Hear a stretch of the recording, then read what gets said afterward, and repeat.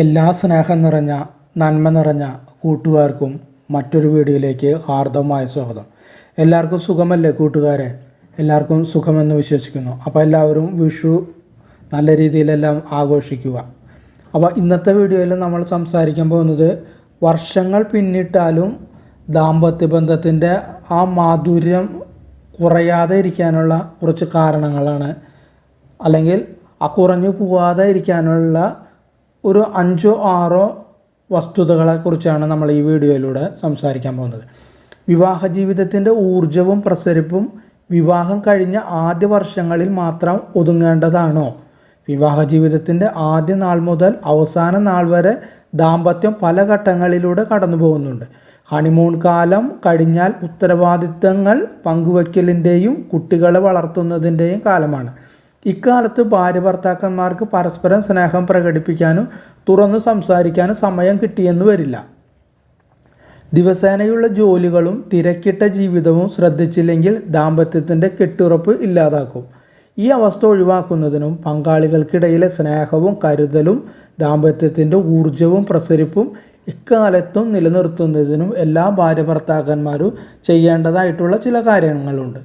അതായത് പങ്കാളികൾക്കിടയിലെ ബന്ധം കൂടുതൽ ശക്തമാക്കാൻ ഏത് പ്രായത്തിലും ദാമ്പത്യത്തിൻ്റെ ഏത് ഘട്ടത്തിലും ഉള്ള ഭാര്യ ഭർത്താക്കന്മാർ ചെയ്യാവുന്ന കാര്യങ്ങളാണ് നമ്മൾ നോക്കാൻ പോകുന്നത്.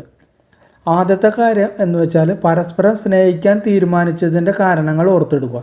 അതായത് വിവാഹ ജീവിതം വർഷങ്ങൾ പിന്നിടുമ്പോൾ പങ്കാളികൾക്കിടയിലെ സ്നേഹത്തിന് മങ്ങലേൽക്കാനുള്ള സാധ്യതകളുണ്ട്. അതായത് കുറേ കാരണങ്ങളുണ്ട്.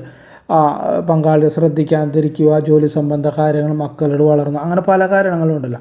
അപ്പോൾ ദൈനംദിന ജീവിതത്തിൻ്റെ വിരസതയിൽ പരസ്പരം സ്നേഹിക്കാനുള്ള കാരണങ്ങളും ബന്ധത്തിൻ്റെ തുടക്കത്തിൽ പരസ്പരം പ്രണയം തോന്നിച്ച കാരണങ്ങൾ പോലും പങ്കാളികൾ മറന്നു. അതായത് നമ്മളുടെ ആദ്യ കാലഘട്ടത്തിൽ നമുക്ക് നല്ല സ്നേഹബന്ധങ്ങളൊക്കെ ഉണ്ടായിരിക്കാം, പക്ഷെ അത് നമ്മൾ മറന്നു പോകും. അതാണല്ലോ മനുഷ്യൻ്റെ ഒരു സ്വഭാവം. അതിനാൽ ദാമ്പത്യം വർഷങ്ങൾ പിന്നിടുമ്പോഴും പങ്കാളിയെ സ്നേഹിക്കാനും പണ്ട് സ്നേഹിച്ച് തുടങ്ങാനുള്ള കാരണങ്ങളും ഒന്നിച്ചുള്ള സന്തോഷ നിമിഷങ്ങളും വീണ്ടും ഓർത്തെടുക്കുന്നത് നമുക്ക് പങ്കാളികളുടെ അടുപ്പം വർദ്ധിക്കാനും ബന്ധം കൂടുതൽ ദൃഢമാക്കാനും സഹായിക്കുന്നതാണ്.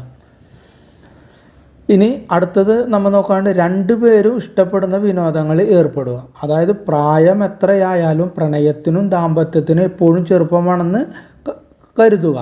ഇഷ്ടമുള്ള കാര്യങ്ങൾ ഒപ്പം ചെയ്യുക. ഒന്നിച്ച് നടക്കാൻ പോകുക, വ്യായാമം ചെയ്യുക, പാട്ട് പാടുക, പുതുതായി എന്തെങ്കിലും പഠിക്കാൻ പോകുക, പാചകം ചെയ്യുക. അങ്ങനെ നിങ്ങൾക്കിടയിലെ അസുലഭമായ നിമിഷങ്ങൾ അവസ്മരണീയമാക്കുക. അല്ലെങ്കിൽ ചെടികളെ ഒന്നിച്ച് നനയ്ക്കുക.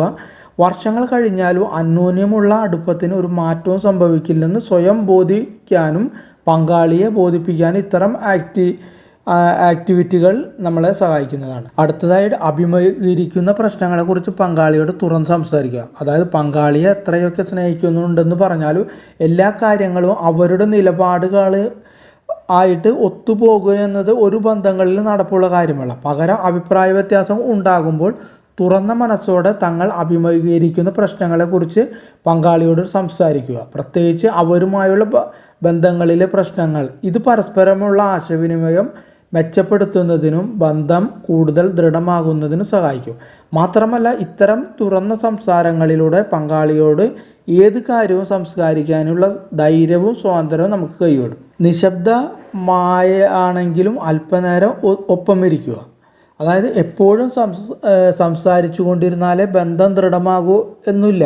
നിശബ്ദമായി അല്പസമയം ഒന്നിച്ചിരിക്കുന്നതും പങ്കാളികൾക്കിടയിലെ അടുപ്പം വർദ്ധിക്കും.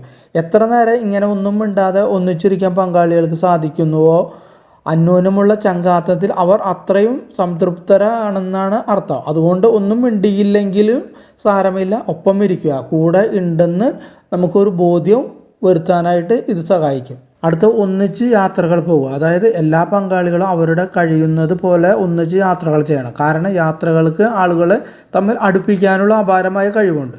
പങ്കാളികൾക്ക് പരസ്പരം ആഴത്തിൽ മനസ്സിലാക്കാനുള്ള അവസരമാണ് യാത്രകൾ. യാത്രകളിൽ നാം കണ്ടിട്ടില്ലാത്ത പങ്കാളിയുടെ മറ്റ് തലങ്ങൾ കാണാനുള്ള അവസരവും ഉണ്ടാകും. ദാമ്പത്യത്തിൻ്റെ നല്ല ഓർമ്മകൾ സൃഷ്ടിക്കുന്നതിനുള്ള ഒരു അവസരം കൂടിയാണ് യാത്രകൾ. അപ്പോൾ ഇങ്ങനെയെല്ലാം ചെയ്തിട്ട് നമ്മുടെ ദാമ്പത്യ ബന്ധങ്ങളും സൗഹൃദങ്ങളും സ്നേഹബന്ധങ്ങളും ഒക്കെ നന്നായിട്ട് ഊട്ടിയുറപ്പിക്കാനായിട്ട് എല്ലാവരും ശ്രമിക്കുക. അപ്പോൾ എല്ലാവർക്കും വീണ്ടും ഒരു വിഷു ആശംസകൾ നേരുന്നു.